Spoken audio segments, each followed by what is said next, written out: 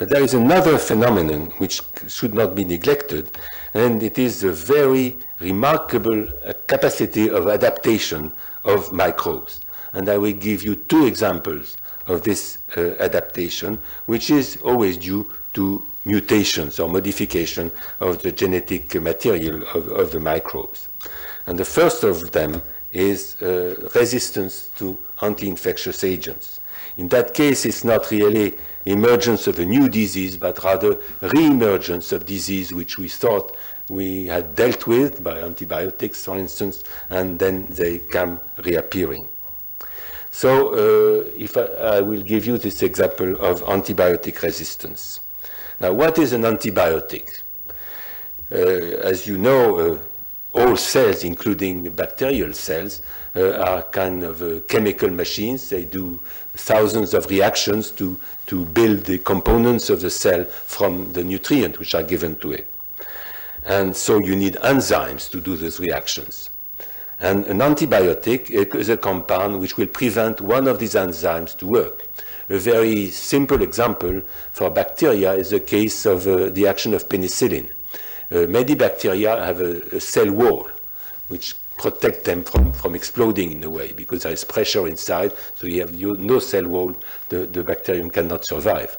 And penicillin is a compound which will inhibit an enzyme which helps to synthesize the cell wall. So if you stop making the cell wall, the bacteria dies because it explodes in a way. So this is the action of the antibiotic.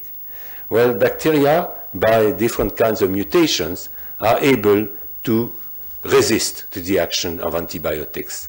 And here is just a short list of the mechanisms which the bacteria have invented to resist antibiotics.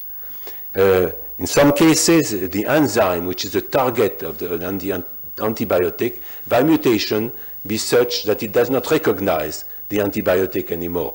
So you can put as much as penicillin as you want, the bacterium doesn't see it, and it continues to grow. You have other cases where you can have another enzyme which starts to be de-repressed in the bacterium. Normally it doesn't work, but if the normal enzyme is inhibited, then the other enzyme is put into place, and so you short-circuit the target enzyme. Then you have some mutations which will modify the membrane of the bacterium so that the antibiotic cannot come in. So you can put as much as you can, the bacterium doesn't see it. The production of an enzyme destroying or modifying the antibiotics. This is actually the very first which was discovered. Very shortly after penicillin was discovered, it was found that some bacteria would secrete an enzyme which destroys penicillin.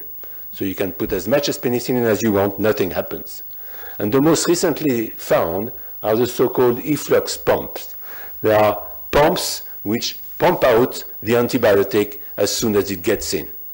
You have a case when you are in a boat and you have water which comes in and you just scope it out so that you can remain afloat. So that's what the bacterium is doing.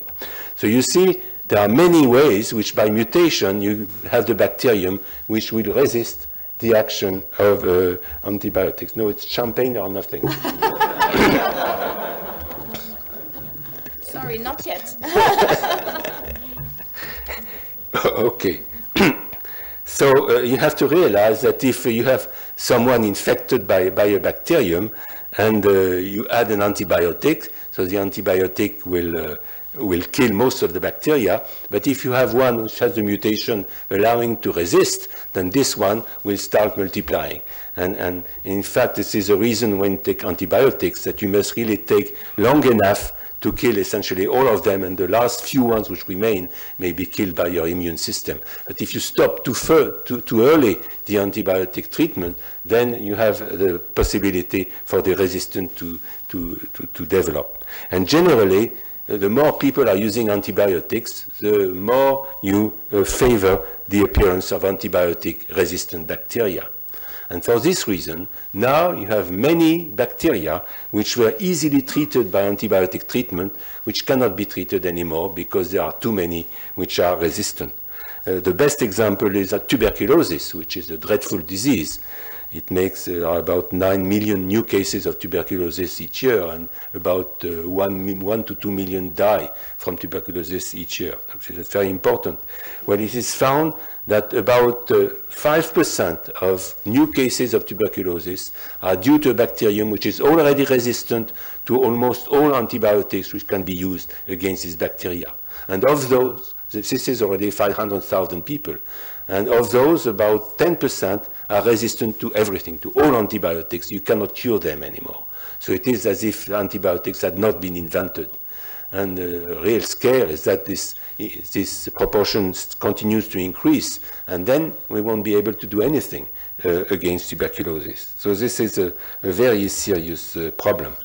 This is true for antibiotics. It is also true for instance, anti-parasites. In the case of malaria, you know that permanently you have strains of the malaria parasite which become resistant to the agents used against them, and you have to find new ones to be able to cure or prevent malaria. Now, the last example I will give you, and this to illustrate this adaptation of microbe, is the case of flu. Flu, you all know about it. And in this case, it is not the adaptation of the microbe to an antiviral agent, but it is resistance to the immune defense of the infected hosts, and also the ability by mutation to cross the species barrier.